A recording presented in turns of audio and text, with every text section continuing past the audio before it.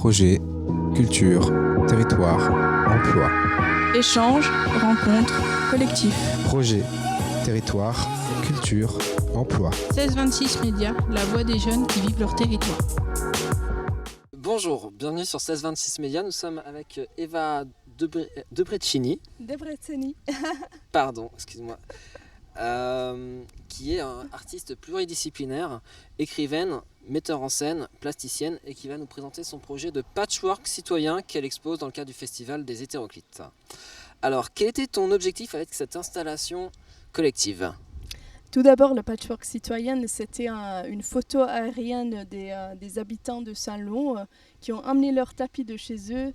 Et on a donc fait venir un droniste pour leur prendre en photo dans un lieu ouvert, mais pas le lieu initialement prévu malheureusement, vu les conditions météorologiques. Donc finalement, on l'a fait dans le hangar de Parc aux Expos, mais ça s'est très bien passé et c'était une très belle expérience. Comment cette idée t'est-elle venue ? Avec le tapis, on a un lien forcément que ça, c'est inévitablement, c'est dans la maison. Donc ça fait partie de notre salon ou notre chambre.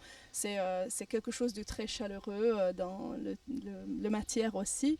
Et je me suis dit, si on fait sortir ça, on fait sortir notre âme un peu avec.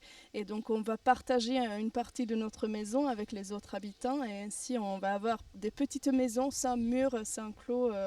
Donc de vraiment partager l'espace entre nous. Et que retiendras-tu de cette expérience ? Et les participants, que retiendront-ils de cette expérience ? J'espère qu'avec les gestes qu'on a fait, parce qu'on a inventé des gestes, comment se dire bonjour sans se toucher, etc. Donc il y avait toute une action autour de se connaître aussi. J'espère que ça a été quelque chose qui va faire sourire au moins les gens quand ils se revoient. Peut-être qu'ils vont refaire le même bonjour qu'on a fait là-bas, donc à voir, je ne sais pas. Donc, j'espère. La photo sera exposée dans les rues de Saint-Lô, je crois ? Oui, originalement c'était l'idée, mais on n'est pas encore d'accord sur le fait parce que avec les conditions préalablement décrites, on avait moins de lumière, on avait moins de stabilité du drone, donc on avait un peu des problèmes techniques, disons comme ça. Donc les photos ne sont pas vraiment de la bonne qualité dans ce sens. Donc on va voir ce qu'on peut faire avec, mais certainement sur les réseaux sociaux, ça va se retrouver. Ouais, donc il faut surveiller la page Facebook d'Artplume pour voir ce qui se passe. Oui. Quelle est la suite pour toi, du coup, après ?